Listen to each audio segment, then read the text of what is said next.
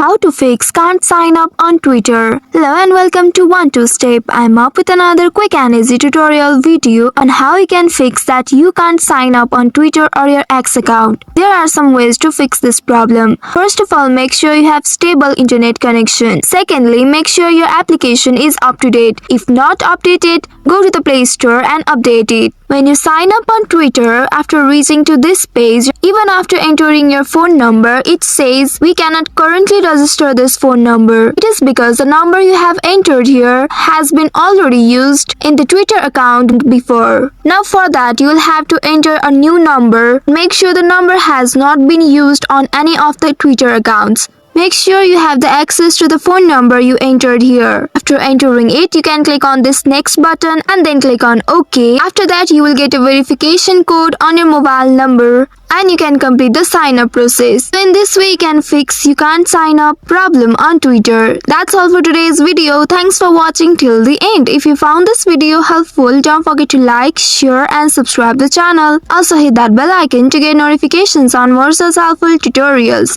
See you in next video. Stay connected.